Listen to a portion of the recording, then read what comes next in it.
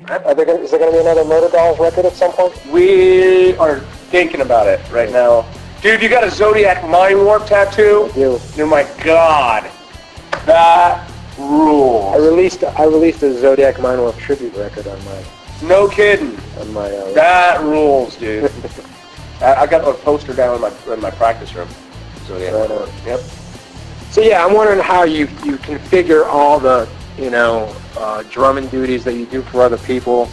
Does Slipknot always come first? Is that how you... Slipknot is my main, yeah. Slipknot always comes first. So, like a Murder Dolls thing that might happen if you... I mean, you're going to be doing this Slipknot thing now for the next year, right? Oh, easily, if not longer. I mean, Volume 3, we ended up touring about 15 months on that. So, we have high hopes for the record. Whatever place will have us, man. I mean, we're going to try and tour as long as possible. Fans have been waiting a long time. Right. We're absolutely ecstatic with the record. We worked our asses off on it.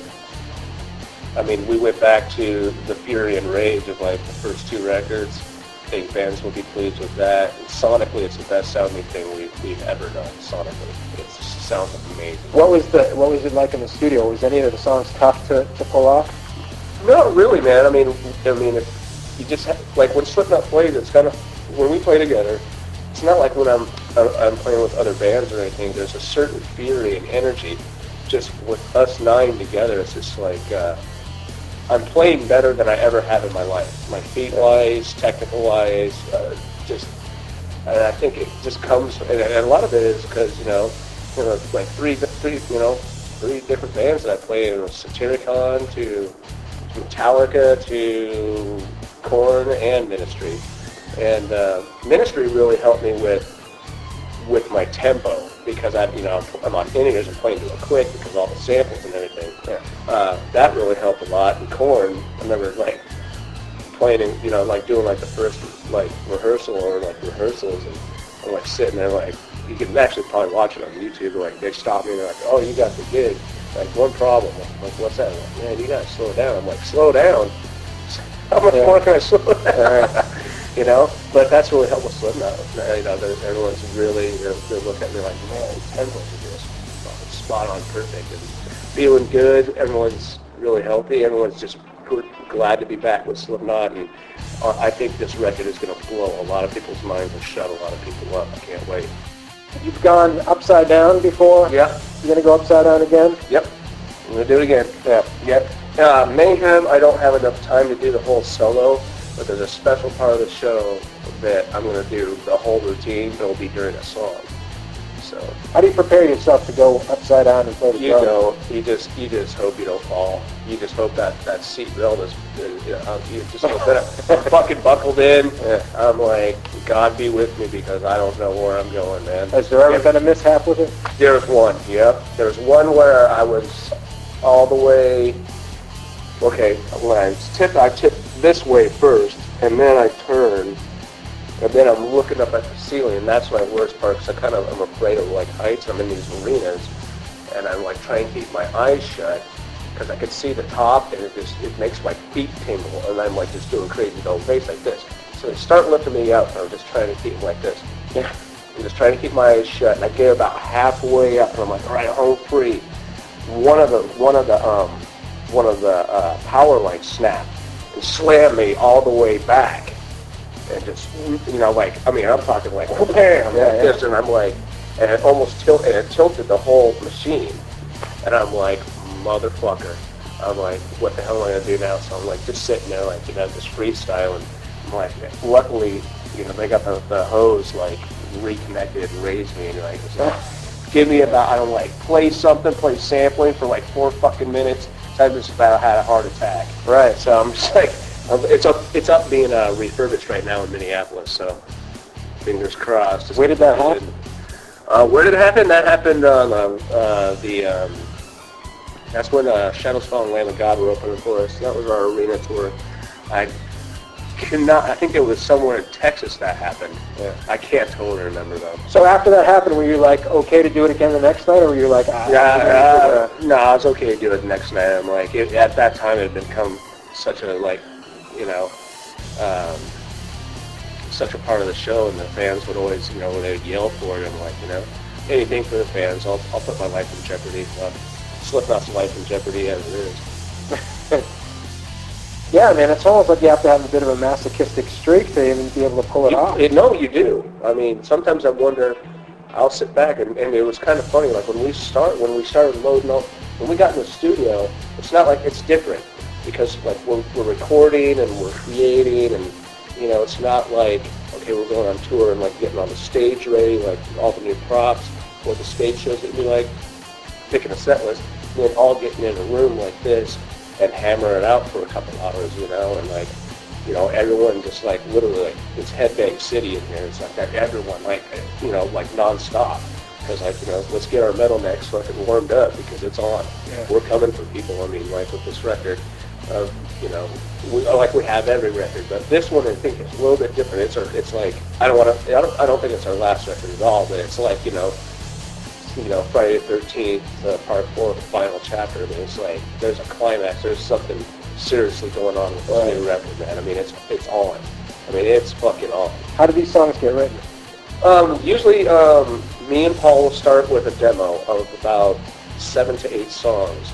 On Volume 3, we did 11 songs. We only used like the structures of 7. So me and Paul demoed 7, and this is the first time I've ever written with Jim Root, and that was a blast. We wrote 4 together. Sulfur, Vendetta, Gehenna, and Child of Burning Time, and I've never written with Jim before. I took my beat drums over to his house, and he has a little Pro Tools unit, and we just wrote right in his kitchen, and it just came like this. Like, these songs came really fast. Volume 3 took a little while. I think it's just because everyone's just, like, so psyched to be together again, man. It's like, and, like, we're writing extremely, you know, intense, heavy, moody shit. Yeah. And I feel really good. I feel really positive. I'm really, really anxious. Look, and I'll be honest. I'm a little nervous, a little frightened, just because we haven't been out for a while. Yeah. Just the intensity. I know that first show is going to be. I mean, there's going to be a calm before the storm, and once we hit, man, the storm's going to be on for a year, if not a year and a half. It's going to be an onslaught. So you bring the demos to the rest of the guys, everybody fills in? Yeah, well, yeah, we start with that, and like, you know, it's not like that's a finished product. We're like, you know, okay, here's like, you know, the structure of what we're thinking. Then people will be like, okay, maybe they'll have something that will fit, and they'll add that. Or someone else, maybe, you know, like Mick, he'll bring in a song, or even Sean now has been writing in the band, where he usually before he kind of wrote outside the band on his own project, but he's been writing with the band now too. I mean, each record, it seems like everyone's a little bit more involved instead of just a couple guys handling it, which makes it feel more like a band and makes it more enjoyable for everybody. Like Iowa, that's when shit got dark, because we came off, you know, we were like, let's see, we formed in 95, got signed in 98, and during like those 3 years, I mean, you got everyone like bringing stuff to the table. We literally got done with that first record. Me and Paul were in rehearsal, like just me and him, like 2 days later, come up with like, you know, the whole album. Like, here's the songs, learn them, Corey, write your lyrics. That was it. That pissed a lot of people off. That's when we went through a dark time. But I've been listening to that record lately, and I'm like, how brutal and dark that fucking record is. But like Volume 3 is when everyone came in as a band, and we wrote as a band. It took a while, like right when we started, you know, like no one talked for like 2 months. We're sitting there wasting $30,000 a fucking month at the Houdini Mansion. We're all getting wasted drunk, you know, like we don't know how to be a band again. And we finally got in the rehearsal room, and the first song we wrote together was Blister Exists. And I remember I was playing that cadence, and, you know, the marching part. And I didn't even think that would be in the song, and Jim came up with the very first riff that you hear. I came in right with that. Sean came up with his beat, and I'm like just on the kick drum, and then, you know, and once it's like 1, 2, and then we just busted back into that old fucking marching Slipknot style, like sick surfacing, everything ends, just the classic Slipknot, just this up tempo, it's like almost Ministry style, yeah, you know, and and then Mick came up with the next riff, right, when he's like, drop. We're like, always like, drop it. It's like, duh, duh, duh, duh, duh. Dude, and from that point on, it was like clockwork.